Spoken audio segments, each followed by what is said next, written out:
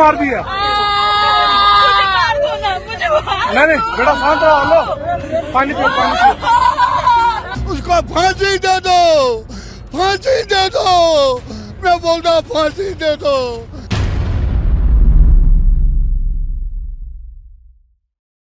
जब आप ये लल्लन टॉप शो देख रहे हैं तब तक देश की कैबिनेट कमेटी ऑन सिक्योरिटी यानी सुरक्षा से जुड़े मामलों की देश की सबसे बड़ी बैठक संपन्न हो चुकी है।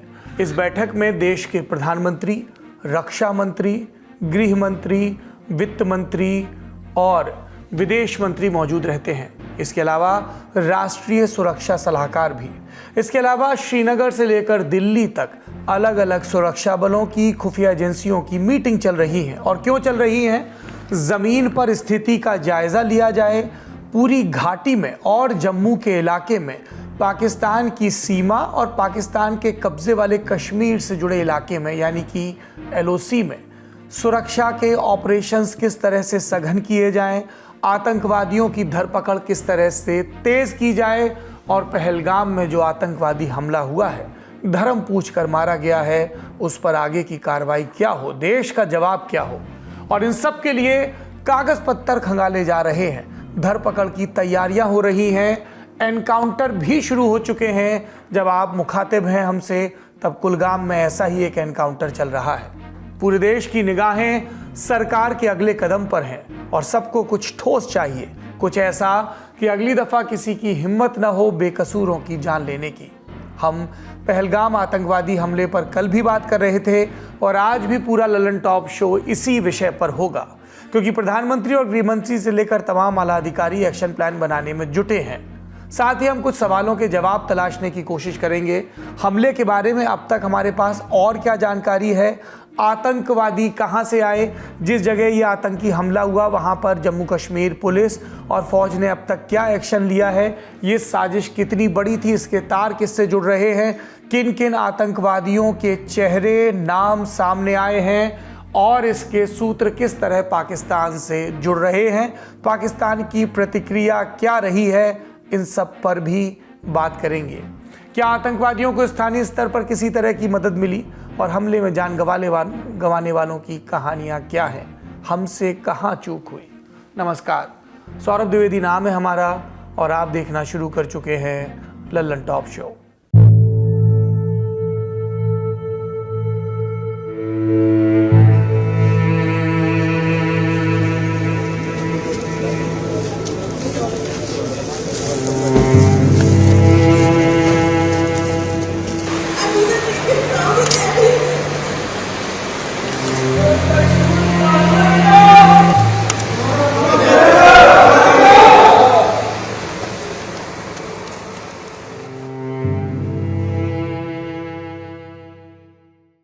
ये मंजर दिल तोड़ने वाला है।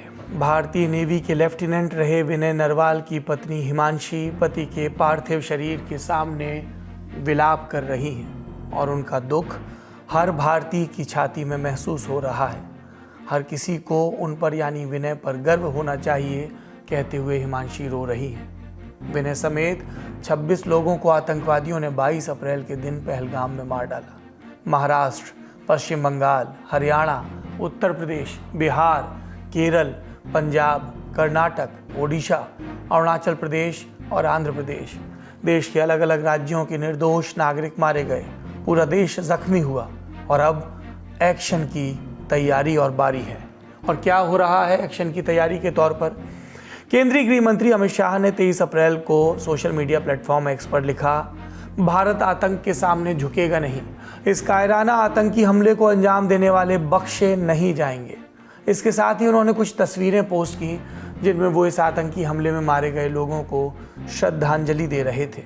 जब 22 अप्रैल की शाम को इस आतंकी हमले की खबर आई, अमित शाह श्रीनगर के लिए रवाना हुए और वहां उन्होंने एक हाई लेवल सिक्योरिटी मीटिंग की। शाह के साथ जम्मू कश्मीर के उपराज्यपाल मनोज सिन्हा, जम्मू कश्मीर पुलिस, भारतीय सेना और CRPF के शीर्ष अधिकारी और जम्मू कश्मीर के मुख्यमंत्री उमर अब्दुल्ला शामिल थे। इस बीच प्रधानमंत्री नरेंद्र मोदी ने भी अपना अरब देशों का दौरा बीच में ही रद्द कर दिया और देर रात भारत के लिए रवाना हुए। 23 अप्रैल की सुबह दिल्ली एयरपोर्ट पर पहुंचते ही प्रधानमंत्री ने एक इमरजेंसी मीटिंग की। इसमें उनके साथ विदेश मंत्री एस जयशंकर, राष्ट्रीय सुरक्षा सलाहकार अजीत डोभाल और विदेश सचिव विक्रम मिस्री मौजूद थे। दिन बीतते बीतते जानकारी आई कि हमले की जांच एनआईए को सौंप दी गई है। एनआईए यानी नेशनल इन्वेस्टिगेशन एजेंसी। केंद्रीय गृह मंत्री ने पहलगाम जाकर सुरक्षा व्यवस्थाओं का जायजा तो लिया ही था, उसके बाद वो पीड़ित परिवारों से भी मिले।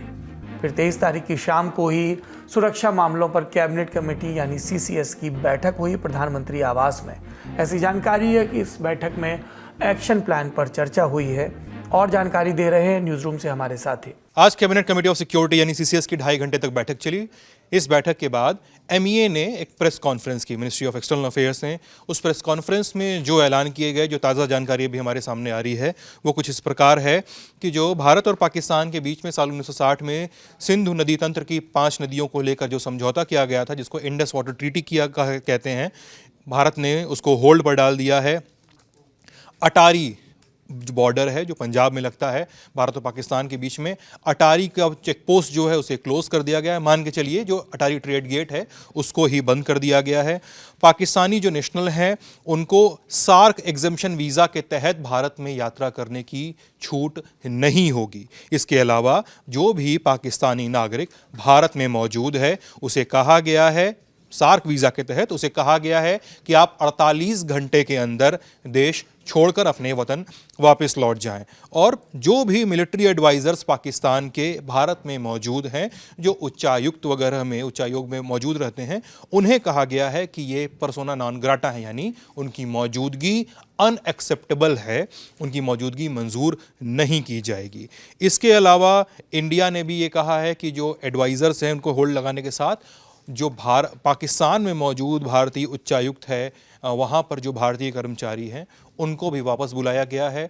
जो इंडिया में मौजूद पाकिस्तान हाई कमीशन है उसकी स्ट्रेंथ को रिड्यूस कर दिया गया है।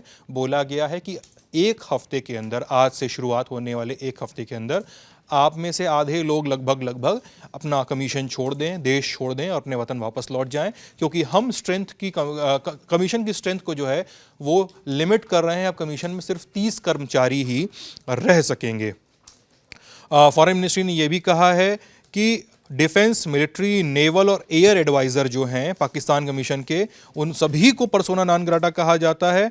और साथ में मिनिस्ट्री ने जो पहलगाम में अटैक हुआ है उसके बाद कहा है कि perpetrators of attack will be brought to justice, India will be unrelenting in the pursuit of those who have committed terror acts. इसके अलावा ये तो मीटिंग से निकलने वाले आया अपडेट्स है। इसके अलावा रक्षा मंत्रालय के बुलावे पे कल एक ऑल पार्टी मीटिंग बुलाई गई है दिल्ली में। उसके अलावा जम्मू कश्मीर के मुख्यमंत्री उमर अब्दुल्ला ने भी आज एक बयान जारी किया जिसमें उन्होंने कल की तारीख में अपने सूबे के तमाम पार्टियों की एक मीटिंग आहूत की है। Back to the studio. अब सवाल ये उठ रहा है कि भारत सरकार किस तरह की कार्रवाई पर विचार कर सकती है, विकल्प क्या है। हम सब जानते हैं कि उड़ी के हमले के बाद ज़मीन के रास्ते सर्जिकल स्ट्राइक हुई थी और पुलवामा के हमले के बाद हवाई रास्ते से सर्जिकल स्ट्राइक हुई थी बालाकोट पर सर्जिकल स्ट्राइक से इतर जो आतंकवादी मौजूद हैं, उनके जो ठिकाने हैं, उनका जो मोडस ऑपरेंडी है, उनकी सहायता का जो ओवरग्राउंड और अंडरग्राउंड सिस्टम है, उनके लिए जहां से सेफ पैसेज उपलब्ध होते हैं और जिसके ज़रिए वो अपने टारगेट चुनते हैं, और उनकी जो प्रोपेगेंडा मशीनरी है जिसमें कई इस तरह के हमलों के बाद, चाहे वो सुरक्षा बलों पर हों या नागरिकों पर, वो वीडियो रिकॉर्ड करते हैं और उनका इस्तेमाल करते हैं। इनकी रोकथाम, इनके खात्मे के लिए अलग अलग विकल्पों पर बात हो रही है। इस हमले को लेकर अभी तक और जानकारी क्या सामने आई? आतंकवादियों ने शातिर तरीके से प्लान बनाया, भेष बदल कर आए। हमले के पीड़ितों ने बताया कम से कम 4 आतंकवादी अचानक से जंगल से निकल कर आए, फायरिंग शुरू कर दी। इंडियन एक्सप्रेस से जुड़े दीप्तिमान तिवारी ने सूत्रों के हवाले से बताया कि 4 नहीं 7 से ज़्यादा आतंकवादियों की मौजूदगी की खबर है। उनके पास M4 कार्बाइन और AK-47 जैसी सोफिस्टिकेटेड राइफल्स थी।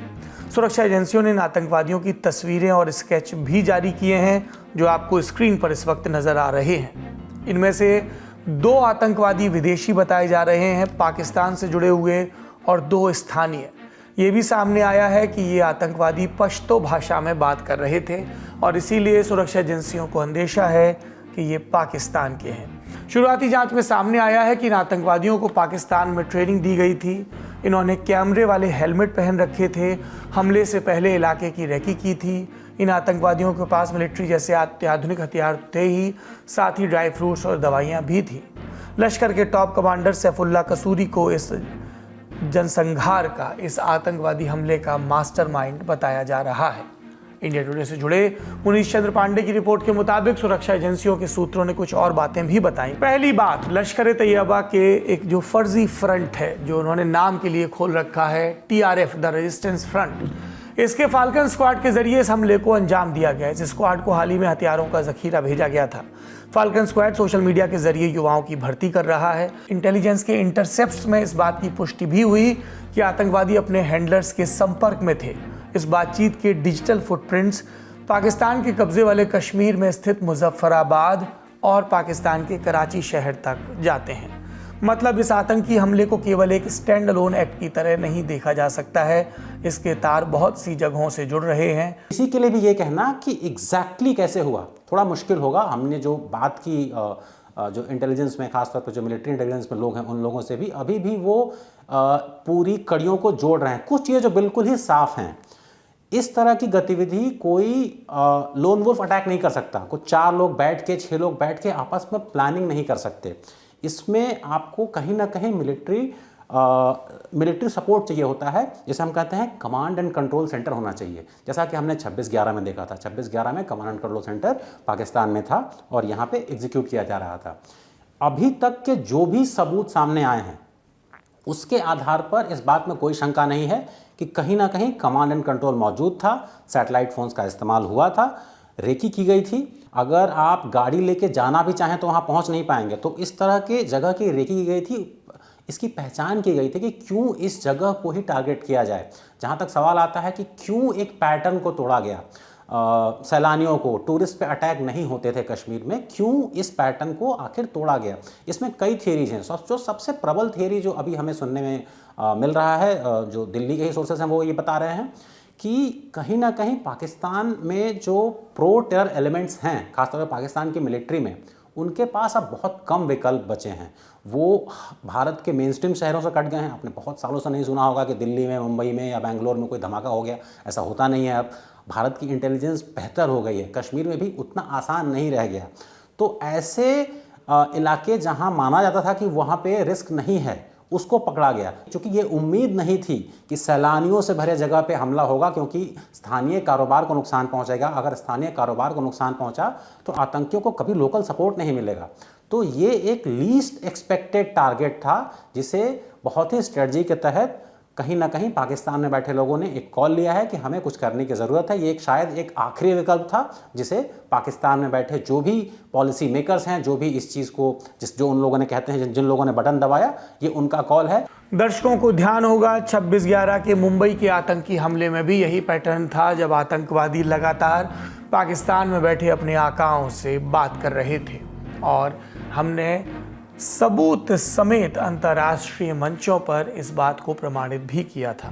अब हमले की जगह पर आते हैं। कश्मीर की घाटी के पहलगाम का इलाका और वहाँ बैसारन की वादियाँ, इन्हें भारत का स्विट्जरलैंड कहा जाता है। बर्फ से ढकी पहाड़ियाँ, घने जंगल और मिडोज यानी बड़े बड़े हरे भरे मैदान इसे एक पॉपुलर टूरिस्ट स्पॉट बनाते हैं। पर यह इलाका सुंदर के साथ खतरनाक भी है। पहलगाम से बैसारन तक पहुंचना आसान नहीं। ऊंचे नीचे और कच्चे रास्ते कई इस तरह की मुश्किलें पैदा करते हैं। आतंकवादियों ने इस पहलू का फ़ायदा उठाया। यही वजह थी कि उन्होंने समय लेकर चुन चुनकर हत्या की और उसके बाद फरार भी हो गए। इस इलाके के बारे में और जानकारी दे रहे हैं न्यूज़ रूम से हमारे साथी सिद्धांत मोहन। अगर आपको 22 अप्रैल को पहलगाम में हुए अटैक का टेरेन समझना हो तो ये मैप देखिए। ये चारों तरफ से पहाड़ी से घिरा हुआ इलाका जो है, घाटी का जो इलाका है वो है कश्मीर। प्लेन है, चारों तरफ पहाड़ियों से घिरा हुआ। ये आपको श्रीनगर दिख रहा है। श्रीनगर से एक सड़क आ रही है जो जम्मू तक जा रही है, इसी पर पड़ता है ये अनंतनाग। अब मैं इसको जूम करूँ अगर यहाँ से, तो अनंतनाग से एक सड़क जाती है जो सीधा पहलगाम जाती है। ये रहा पहलगाम का इलाका। और पहलगाम से ही 5-6 किलोमीटर की मुश्किल सी दूरी पर है वो बैसारन की घाटी। ये पॉइंट हमने पहले से मार्क करके रखा हुआ है। इस घाटी में ही ये अगर आपको प्लेन्स दिख रहे हैं ना, मीडोज जो दिख रहे हैं, आप चढ़ाई करके जाते हैं, पहलगाम टाउन से 6 किलोमीटर दूर है, लेकिन रास्ता नहीं है तो आपको खच्चर या घोड़ों की मदद से या पैदल चढ़ाई करनी पड़ती है। आप चढ़ के यहाँ पर आते हैं तो इस वाले इलाके में पहुँचते हैं जहाँ पे 22 अप्रैल को फायरिंग हुई थी, टारगेटेड किलिंग्स की गई 26 से 28 लोगों की इस इलाके में। देखने में तो बहुत पास है लेकिन कनेक्टिविटी नहीं है, इस वजह से भी रेस्क्यू और रिलीफ ऑपरेशन में और सर्च ऑपरेशन में दिक्कतें आई, क्योंकि चढ़ाइयाँ तीखी हैं इन पहाड़ों की, घने जंगल हैं, पाइन ट्रीज पाए जाते हैं और थोड़ा अनमार्क्ड अभी टेरेन भी है। ये जगह इसलिए भी ज़रूरी है इस पर सिक्योरिटी बनाए रखना क्योंकि ये अमरनाथ यात्रा का बेस कैंप है। अमरनाथ यात्रा अगर आप यहाँ से देखें तो अमरनाथ यात्रा कहीं यहाँ पर अमरनाथ केव कहीं यहाँ सिचुएटेड है। पहलगाम से यात्री शुरू करते हैं अपनी यात्रा, वो यहाँ पर आते हैं, कुछ आगे गांदरबल से भी होते हुए आते हैं, वहाँ पर ही बसता है, लेकिन ज़्यादा यात्री यहाँ से शुरू करते हैं अपनी यात्रा। अगर आप इतिहास देखें तो साल 2000 में अमरनाथ यात्रा में मास शूटिंग हुई थी पहलगाम के ही बेस कैंप में, जिसमें 32 लोग मारे गए थे, 21 तीर्थ यात्री थे, 7 गुज्जर बकरवाल कम्युनिटी के लोग थे, 3 अधिकारी थे, एलईटी ने जिम्मेदारी ली थी। साल 2001 अगले साल फिर से शूटिंग हुई शेषनाग लेक के पास जो यहाँ पर कहीं मौजूद है अमरनाथ मंदिर के पास, उसमें 13 लोग मारे गए थे और 15 घायल हुए थे। फिर ठीक अगले साल 2002 में भी फिर से अटैक हुआ 2 दिनों पर, जुलाई में एक दिन और अगस्त में एक दिन। उस हमले में 11 लोगों की मौत हुई थी और 13 लोग घायल हुए थे। उसमें शूट किया गया था लोगों को और ग्रेनेड हल किए गए थे। इसके बाद कई अटेम्प्ट्स अनफॉइल हो गए समय से, फॉइल हो गए समय से तो दिख नहीं पाए सही तरीके से, वो दर्ज नहीं हुए, घटनाएं विफल कर दी गई। फिर साल 2017 में अमरनाथ यात्रा मैसेकर जिस केस को कहा जाता है वो हुआ। बस आ रही थी, अमरनाथ श्राइन से लौट रही थी चंदनबाड़ी के पास, उस बस पे फायर खोला गया, उसमें 8 लोग मारे गए और 18 लोग घायल हुए। आप देखेंगे तो इन सारी घटनाओं में, इंक्लूडिंग जो 22 अप्रैल को घटना हुई है, इन सारी घटनाओं में एक ही संगठन का हाथ है, उनके प्रॉक्सी ग्रुप्स का हाथ है, जिसका नाम है लश्कर-ए-तैयबा। जब से इस आतंकवादी हमले की जानकारी सामने आई, एक बात बार बार दोहराई जा रही है कि पहलगाम जैसे टूरिस्ट इलाके में आतंकी हमले गाहे बगाए होते थे, लेकिन इस बार इस सेंटर को निशाना बनाकर क्या संदेश देने की कोशिश की गई। अगस्त 2019 में अनुच्छेद 370 के खात्मे और कोविड-19 महामारी के बाद से भारत सरकार की कोशिश रही है जम्मू कश्मीर में पर्यटन बहाल हो, जनजीवन सामान्य हो। और जनजीवन सामान्य होने के लिए पर्यटन ज़रूरी, क्योंकि यही जम्मू कश्मीर की इकॉनमी की बैकबोन है। जम्मू कश्मीर के टूरिज्म डिपार्टमेंट ने इस संबंध में कुछ आंकड़े दिए हैं। आप बरस देखिए और पर्यटकों की संख्या जो 2 खांचे में बटी होगी, एक जम्मू कश्मीर गए कुल टूरिस्ट और उसमें भी कश्मीर घाटी में गए टूरिस्ट। 2018 में कुल टूरिस्ट थे 1,63,00,000 और कश्मीर घाटी में 8,30,000 से ज़्यादा टूरिस्ट। 2019 में कश्मीर घाटी के लिए आंकड़ा घटकर 5,65,000 हुआ, लेकिन अगले बरस महामारी का साया था तो और घटा और 41,000 पर ही रह गया। उसके बाद 2020 के बाद से वापस से टूरिस्ट का रुख शुरू हुआ। 2021 में घाटी में 6,65,000 टूरिस्ट पहुंचे। 2022 में ये संख्या और कई गुना बढ़ी, 26,73,000 हुई। 2023 में 27 लाख सैलानी कश्मीर घाटी पहुंचे, यानी संख्या लगातार बढ़ रही थी। जम्मू कश्मीर के मुख्यमंत्री उमर अब्दुल्ला ने विधानसभा में बताया कि 2024 में कुल 2,30,00,000 पर्यटक जम्मू कश्मीर आए। अलग से कश्मीर घाटी का आंकड़ा नहीं दिया। यानी कश्मीर घाटी के लिए टूरिज्म बहुत ज़रूरी है और जब ये फलता फूलता है तो पूरी दुनिया में एक संदेश जाता है कि पाकिस्तान के प्रोपेगेंडा से उलट कश्मीर की घाटी में स्थिति सामान्य है, वहाँ के नागरिक आतंकवाद का समर्थन नहीं कर रहे हैं, मुख्य धारा में शामिल हो रहे हैं। अनुच्छेद 370 के निष्प्रभावी किए जाने के बाद से, कश्मीर में हो रहे विकास कार्यों के बाद से ये आंकड़े और भी आतंकवादियों को और पाकिस्तान में बैठे पाकिस्तान की फौज, पाकिस्तान की खुफिया एजेंसी और वहाँ के पॉलिटिकल एस्टेब्लिशमेंट के आकाओं को खटक रहे थे और इसी नॉर्मेल्सी को डिस्टर्ब करने के लिए ये आतंकी हमला किया गया। इसकी टाइमिंग देखिए, जिस समय अमेरिका के उपराष्ट्रपति जेडी वेंस भारत के दौरे पर हैं, जिस समय प्रधानमंत्री नरेंद्र मोदी अरब देशों के दौरे पर हैं, तब ये हमला किया गया। और ये हमला अमरनाथ की पवित्र यात्रा के भी शुरू होने के कुछ महीने पहले किया गया। मंशा साफ, अंतर्राष्ट्रीय स्तर पर भारत की छवि बिगाड़ने वाला संदेश दिया जाए, टूरिस्ट को डराया जाए और पूरे देश में धर्म की बाइनरी क्रिएट की जाए। अब बात करते हैं इस हमले के पाकिस्तानी कनेक्शन की।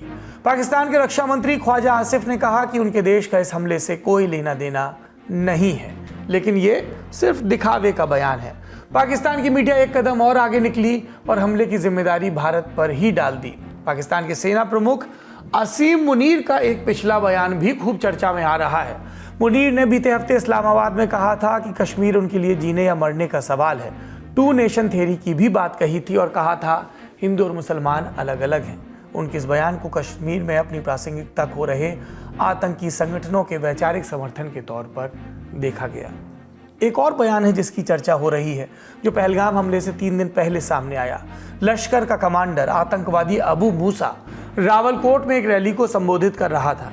पाकिस्तान के लिए एक सामान्य स्थिति है जहां पर आतंकवादी बड़ी बड़ी रैलियों को, सभाओं को संबोधित भी करते रहते हैं और आतंकवादियों की भर्ती भी करते रहते हैं। ये उनके लिए रोजगार का एक साधन भी रहता होगा शायद। मूसा ने इस रैली में, इस मजलिस के दौरान नफरत से सने भाषण दिए और कहा कि कश्मीर में वो जिहाद जारी रखेगा। इंडिया टुडे की रिपोर्ट के मुताबिक जम्मू कश्मीर में पिछले 1 साल में इस तरह के भाषण की तस्दीक करने वाले कुछ आतंकवादी हमले भी हुए हैं। कुल जमा 15 बड़े आतंकवादी हमले और ज़्यादातर के तार पाकिस्तान से जुड़े हैं। इनपुट ये भी बताता है कि जम्मू कश्मीर में लश्कर और उसके प्रॉक्सी संगठन TRF की गतिविधियाँ बढ़ रही हैं। ऐसे में सवाल ये कि क्या ये एक बड़ी साजिश का, बड़े पैटर्न का हिस्सा है, क्योंकि कुछ ही महीने पहले जम्मू कश्मीर में बाकायदा लोकतांत्रिक ढंग से चुनाव हुए थे और चुनी हुई सरकार भी आ गई, जिसके बाद से पाकिस्तान के दुष्प्रचार का एक बड़ा हिस्सा भी शांत हो गया, क्योंकि वो बार बार कह रहे थे कि चुनी हुई सरकार नहीं है। सवाल और भी हैं। इंडियन एक्सप्रेस से जुड़े महेंद्र सिंह बरनाल की रिपोर्ट के मुताबिक सूत्रों ने बताया कि हमले से कुछ दिन पहले इंटेलिजेंस एजेंसियों ने अलर्ट भेजा था, इनपुट भेजा था कि एक आतंकी समूह नॉन रेजिडेंट्स पर, बाहरी लोगों पर हमले की प्लानिंग कर रहा है। IED ब्लास्ट भी हो सकता है, लेकिन ये इंटेलिजेंस इनपुट बहुत स्पेसिफिक नहीं था लोकेशन के हिसाब से या फिर मोडस ऑपरेंडी के हिसाब से, या फिर ये भी हो सकता है कि इंटेलिजेंस इनपुट आए हों, उनको सही समय पर प्रोसेस ना किया गया हो। इस समय सुरक्षा एक्सपर्ट हर तरह की आशंका पर, हर तरह की कमी पर विचार कर रहे हैं। इसलिए ये पूछा भी जा रहा है कि क्या कोई एक्शनेबल इनपुट था, अगर हाँ तो क्या तैयारी की गई। इन सवालों के जवाब मिलने अभी बाकी हैं। इस बीच जम्मू कश्मीर का हाल क्या है? वहां पर इस आतंकवादी हमले के विरोध में प्रदर्शन हो रहे हैं। कश्मीर के अखबारों ने अपने पहले पन्ने को काला करके छापा शोक की तरह। हमले के विरोध में घाटी के कई स्कूल, कॉलेज और बाजार बंद रहे। जम्मू में भी इसी तरह के दृश्य देखे गए। स्थानीय लोग कह रहे हैं इस बर्बरता को सहन नहीं किया जाएगा। ग्राउंड पर मौजूद हैं लल्लन टॉप के साथी अभिनव पांडे और राशिद। उनकी रिपोर्ट का ये हिस्सा देखिए। मेहमानों का कत्लेआम, मेहमानों का कत्लेआम, ये कत्लेआम, ये बहुत गुनाह हो गया, बहुत गुनाह हो गया, बहुत गुनाह हो गया। ये हमने वो मुसलमान नहीं है, वो किसी भी मजहब का नहीं है, वो किसी के मजहब का नहीं है। ये उन्होंने बहुत कश्मीरियों का कत्ल किया, कश्मीर को कत्ल किया, हर पूरे इंडिया को कत्ल किया। उसको फांसी देना चाहे इधर इस घंटाघर पर, इस घंटाघर पर उसको फांसी दे दो। हम साथ हो गए, हम साथ हो गए, हम साथ हो गए, उसको इधर फांसी दे दो। उन्होंने हमारे बच्चों को मार दिया, उन्होंने हमारे, वो मेरी बेटी थी, वो मेरा भाई था, वो मेरा लड़का था, वो हर कोई, मेरी बहन है, बेटी है, माँ है, भाई है, बुजुर्ग भी है। उन्होंने बहुत हमें दुख दिया, बहुत दुख दिया। ये जो हादसा हुआ है इस पे मुझे अफसोस है, लेकिन जो ये बात हो रही है ना कि कश्मीर ने किया है, लेकिन कश्मीरी लोग ऐसे नहीं हैं। हम कश्मीरी लोगों के साथ हैं, कश्मीरी लोग हमारे साथ हैं। मुझे 5 साल में अपना घर भूल गया है, जहाँ पे आके मुझे अपना पंजाब का घर भूल गया है कि मुझे कश्मीरियों ने इतना सहयोग दिया है। और कश्मीरी लोग ऐसा नहीं सोच सकते हैं। बाकी जिन्होंने जो किया है उनको सज़ा होनी चाहिए। इस दहशतगर्दी की जितनी भी मजम्मत की जाए बहुत कम है।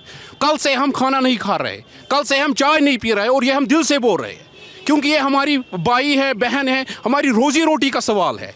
और आज ये इंसानियत शर्मिंदा है, पूरी दुनिया में इंसानियत शर्मिंदा है कि ऐसा वाक़ा नहीं होना चाहिए। मगर हम लेफ्टिनेंट गवर्नर से कहना चाहते हैं कि आप किसको अकाउंटेबल ठहराओगे? सिक्योरिटी आपके अंडर आती है, आज आप स्टेट गवर्नमेंट को सवाल नहीं पूछ सकते हो। आज आप लेफ्टिनेंट गवर्नर से सवाल पूछ सकते हो, जो कहते हैं कि नया कश्मीर नया कश्मीर। 70 साल में मैं 31 साल का हूँ, मैंने आज तक ये वाक़ा नहीं देखा है। आंखों में आंसू है, दिल रो रहा है, कहे तो किसको कहेंगे? हमले में अभी तक हम जानते हैं कि 26 लोगों की मौत की पुष्टि हो चुकी है। इनके नाम आप इस समय स्क्रीन पर देख रहे हैं, लेकिन ये सिर्फ नाम नहीं है। इनमें से हर किसी की अपनी एक कहानी थी। किसी की 4 दिन पहले शादी हुई, कोई जीवन की तमाम दुश्वारियों के बीच घर वालों के साथ सुकून के 2 लम्हे बिताने गया, और इनमें से शायद ही किसी ने सोचा होगा कि उनकी हंसती खेलती जिंदगी अचानक से बर्बर तरीके से खत्म कर दी जाएगी। हमारी संवेदनाएं मृतकों के घर वालों और उनके करीबियों के साथ हैं, और हम उम्मीद करते हैं कि हमारी सरकार, हमारी एजेंसियां, हमारे सुरक्षा बल जल्द से जल्द इस हमले के जिम्मेदार लोगों को उनके सही अंजाम तक पहुंचाएंगे। इस दौरान जो भी मीटिंग्स हो रही हैं, जो भी अपडेट आ रहे हैं, उनके बारे में लेटेस्ट जानकारी के लिए एक बार फिर से रुख करते हैं न्यूज़ रूम का। पहलगाम के अलावा कश्मीर के 2 अन्य क्षेत्र भी हैं जहां से महत्वपूर्ण अपडेट आ रहे हैं, कुलगाम और बारामूला। इन दोनों की भूगोल जो है क्षेत्रों का, वो बहुत संक्षेप में समझ लीजिए। बारामूला पहलगाम से करीब 150-200 किलोमीटर दूर पड़ता है और बॉर्डर का इलाका है। कुलगाम, जब आप पहलगाम से नीचे उतरेंगे, कश्मीर से नीचे की तरफ उतरेंगे, तो ये क्षेत्र पड़ता है। अब यहाँ से अपडेट क्या है, ये भी बारी बारी आपको बता देते हैं। हमले के अगले दिन यानी आज बुधवार को कुलगाम में एक गन फाइट की खबर वहाँ से सामने आई है। दरअसल पहलगाम में जब हमला हुआ इसके बाद कुलगाम में कोऑर्डिनेट सर्च ऑपरेशन चल रहा था। इसी दौरान कुछ आतंकवादियों के वहाँ छिपे होने का इनपुट सुरक्षा बलों को मिला, गन फाइट हुई। ये जानकारी अभी शाम तक सामने आई है। इसमें अभी भी वहाँ पर ऑपरेशन जारी है। जैसा आप जान रहे हैं, पहलगाम से लेकर अन्य तमाम क्षेत्रों में, जिसमें कुलगाम भी शामिल है, सर्च ऑपरेशन भी जारी हैं। और इस गन फाइट से जो भी अपडेट आएगा वो भी आपको बताते रहेंगे। अब दूसरे क्षेत्र में चलते हैं। जैसा कि हमने बताया, बारामूला में 2 आतंकवादी जो सीमा पार करके भारत में दाखिल होने का प्रयास कर रहे थे, घुसपैठ का प्रयास कर रहे थे, उनको सुरक्षा बलों ने मार गिराया है। 2 आतंकवादी जो घुसपैठ का प्रयास कर रहे थे मारे गए। ये अपडेट बारामूला से है। इसके अलावा अलग अलग क्षेत्रों से तमाम लोगों ने इस हमले की निंदा की है। हमले के जो हताहत हैं उनके प्रति संवेदनाएं जताई हैं। कुछ खास नाम हम आपको यहाँ पर बता देते हैं, खेल जगत से और एंटरटेनमेंट इंडस्ट्री से। विराट कोहली ने ट्वीट किया है, लिखा है कि पहलगाम में निर्दोष लोगों पर हुए हमले ने दुखी कर दिया है, मेरी संवेदनाएं मृतक के परिजनों के साथ हैं। शाहरुख खान ने ट्वीट किया, लिखा, पहलगाम में जो हुआ उसे बयान करने के लिए शब्द नहीं है। ऐसे समय में हम सिर्फ भगवान का सहारा ले सकते हैं और पीड़ित परिवारों के लिए प्रार्थना कर सकते हैं। एक देश के तौर पर हमें एक रहना है और इस बर्बर हमले के लिए न्याय की मांग करते रहना है। ये शाहरुख खान और विराट कोहली की बातें थी, लेकिन अन्य तमाम लोगों ने अपनी संवेदनाएं जताई हैं। एक और अहम बयान इस पूरे मामले में सामने आया, वो भी आपको बता देते हैं। ये बयान है जम्मू कश्मीर के उपराज्यपाल मनोज सिन्हा का। उन्होंने कहा है कि जिन निर्दोष लोगों की इस आतंकवादी हमले में जान गई है, उनको न्याय दिलाने के लिए जो कुछ भी करना पड़ा किया जाएगा। ये भी कहा है कि इसके लिए जो भी साधन इस्तेमाल करने पड़े वो सब इस्तेमाल किए जाएंगे। मनोज सिन्हा ने एक निर्देश भी जारी करा है पुलिस विभाग को, खासकर एसएसपी, एसपी, इस ग्रास रूट लेवल पर जो पुलिस अधिकारी जनता के साथ जुड़े हुए हैं, ख़ास तौर पर उनके लिए ये निर्देश है कि जो पुलिस अधिकारी एसपी, एसएसपी लेवल पर हैं वो जनता के बीच एक विश्वास कायम रखने का प्रयास करें, पैनिक क्रिएट ना हो, इसका भी प्रयास करें। ये निर्देश अभी तक मनोज सिन्हा की तरफ से दिए गए हैं और भी जो अपडेट आएगा बताएंगे। आज का ललन टॉप शो यहीं पर समाप्त होता है। आप बने रहिए अपने साथ, और जब अपना और अपनों का ख्याल रख रहे हों तब उनके लिए भी प्रार्थना करिए जो इस आतंकी हमले में गुजर गए।